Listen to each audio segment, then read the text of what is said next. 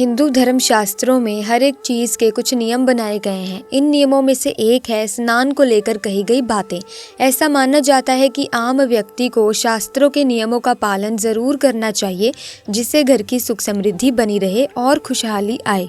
दरअसल हमारे शास्त्रों में ऐसी कई बातें लिखी गई हैं जिनका हम पालन सदियों से करते चले आ रहे हैं, लेकिन उसके कारणों के बारे में अभी भी पूरी जानकारी नहीं है।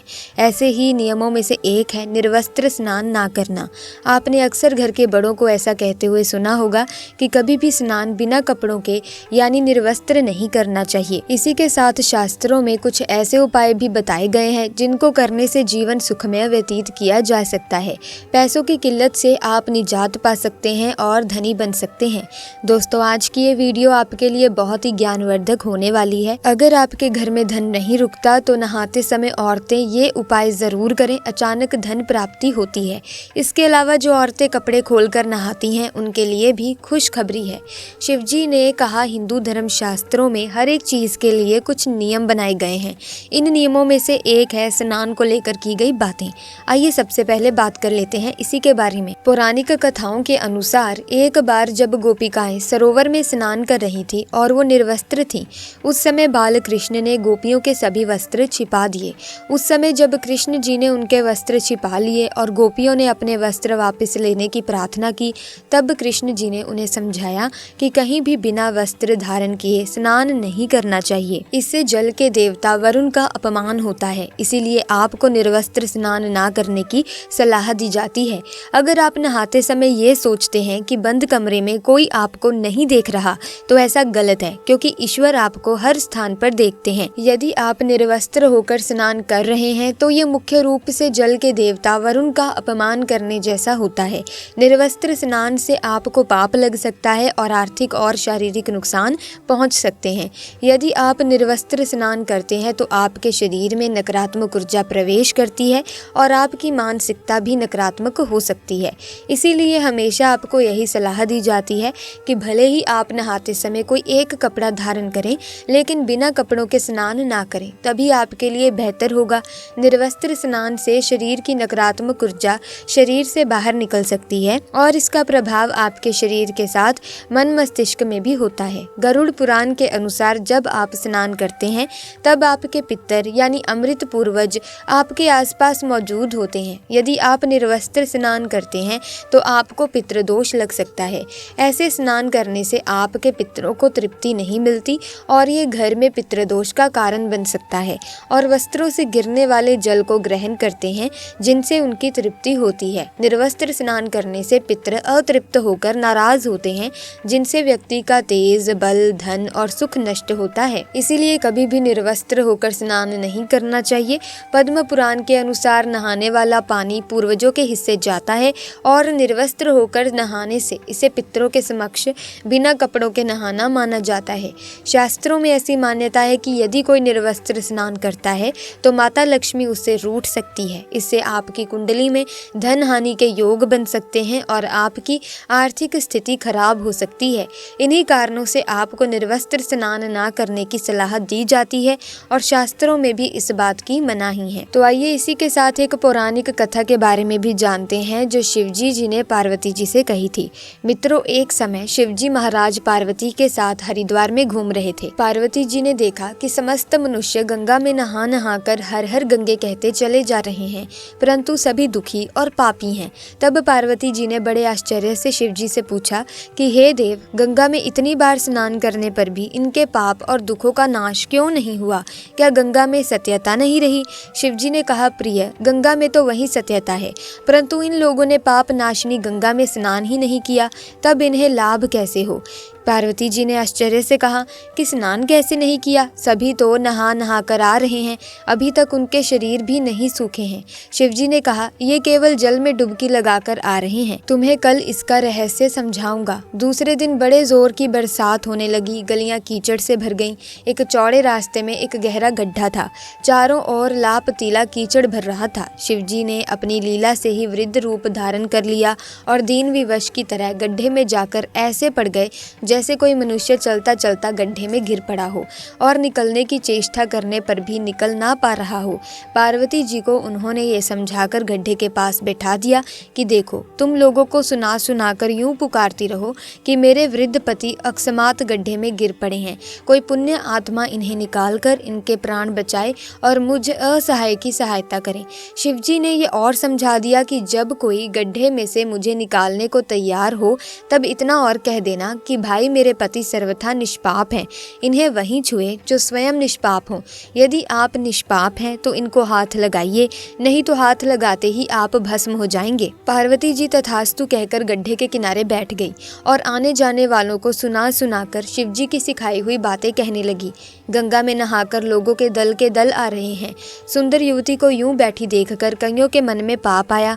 कई लोग लज्जा से डरे तो किसी को कुछ धर्म का भय हुआ, कई कानून से डरे तो कुछ लोगों ने तो पार्वती जी को ये भी सुना दिया कि मरने दे बूढ़े को, क्यों उसके लिए रोती है। और कुछ दयाल सचरित्र पुरुष थे, उन्होंने करुणा ववरश हो युवती के पति को निकालना चाहा, परंतु पार्वती के वचन सुनकर वो भी रुक गए।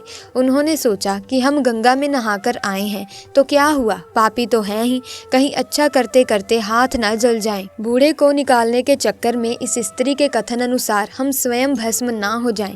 किसी का साहस नहीं हुआ। सैकड़ों आए, सैकड़ों ने पूछा और चले गए।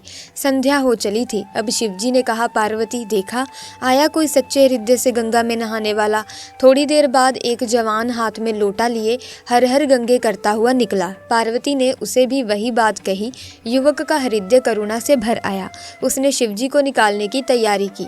पार्वती ने रोक कर कहा कि भाई, यदि तुम सर्वथा निष्पाप नहीं होंगे तो मेरे पति को छूते ही जल जाओगे। उसने उसी समय बिना किसी संकोच के दृढ़ निश्चय के साथ पार्वती से कहा कि माता, मेरे निष्पाप होने से तुझे संदेह क्यों होता है? देखती नहीं हो क्या, मैं अभी गंगा नहाकर आया हूँ। भला गंगा में गोता लगाने के बाद भी कभी पाप रहते हैं? अब मैं तेरे पति को निकालता हूँ। युवक ने लपक कर बूढ़े को ऊपर उठा लिया। शिव पार्वती ने उसे अधिकारी समझकर अपना असली स्वरूप प्रकट कर उसे दर्शन देकर कृतार्थ किया। शिवजी ने पार्वती से कहा कि इतने लोगों में से इस एक ने ही गंगा स्नान किया है। इसी दृष्टांत के अनुसार जो लोग बिना श्रद्धा और विश्वास के केवल गंगा स्नान करते हैं उन्हें वास्तविक फल नहीं मिलता। परंतु इसका ये मतलब नहीं कि गंगा स्नान व्यर्थ जाता है। गंगा स्नान का बहुत पुण्य भी है अगर सच्चे मन से गंगा में स्नान किया हो। इसके बाद शिवजी ने पार्वती जी से कहा कि अब मैं आपको 12 बातें बताता हूँ। जो भी मनुष्य इन 12 बातों को नहाते समय ध्यान में रखता है वो कभी भी दुखी नहीं रहता। उसके घर में माँ लक्ष्मी का वास हो जाता है। उसके घर में अपार धन आता है। घर में कभी भी लड़ाई झगड़े नहीं होते हैं। उसका पूरा परिवार हंसी खुशी जीवन व्यतीत करता है। नंबर 1, बीमारी की हालत में सर के नीचे से ही स्नान करना चाहिए। गीले कपड़े से शरीर पोंछ लेना एक तरह का स्नान ही कहा गया है। नंबर 2, ऐसा कहा गया है कि सुबह नहाने वालों के पास भूत प्रेत आदि नहीं फटकते, इसीलिए सुबह स्नान करना ही उचित है। नंबर 3, लक्ष्मी, धन, पुष्टि व आरोग्य स्वास्थ्य चाहने वालों को हर मौसम में और हर दिन स्नान करना चाहिए। शास्त्रों में कहा गया है कि सुबह स्नान करने से पाप का नाश होता है और पुण्य मिलता है। नंबर 4, शास्त्रों में कहा गया है कि स्नान करने से इन 10 गुणों की प्राप्ति होती है: रूप, तेज, बल, पवित्रता, आयु, आरोग्य, निर्लोकता, दुस्वप्न का नाश, तप, मेधा। नंबर 5, स्नान करने के बाद लोग शुद्ध होकर पूजा पाठ, जाप आदि सारे काम करने के योग्य बनते हैं, इसीलिए सुबह को ही स्नान कर लेना चाहिए।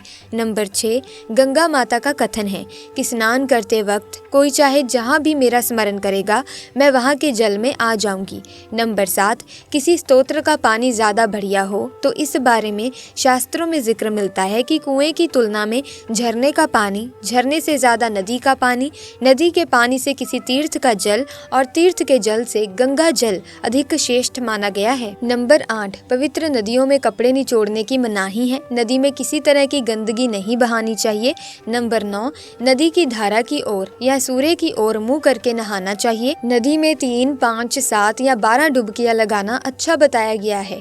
नंबर 10, जिन घाटों पर कपड़े धोए जाते हैं वहाँ का जल अपवित्र माना गया है, इसीलिए वहाँ से कुछ दूर हटकर ही नहाना चाहिए। नंबर 11, तेल लगाकर और देह को मल मल कर नदी में नहाना मना है। इसकी जगह नदी से बाहर निकलकर तट पर ही शरीर साफ करके तब नदी में डुबकी लगाना उचित है।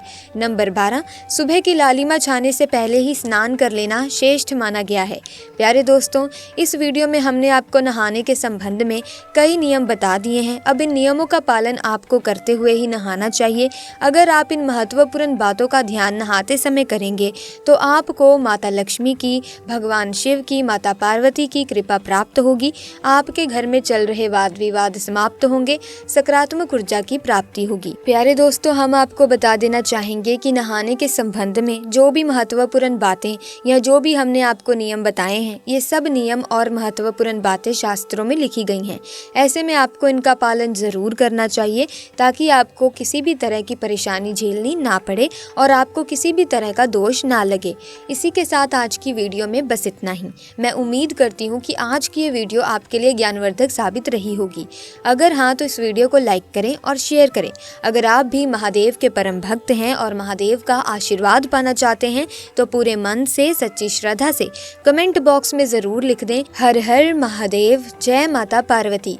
इसी के साथ अगर अभी तक आपने हमारे चैनल को सब्सक्राइब नहीं किया है तो जल्दी से चैनल को सब्सक्राइब करके बेल आइकन को प्रेस करें ताकि नए वीडियोस की अपडेट आपको मिलती रहे। आपका बहुत बहुत धन्यवाद।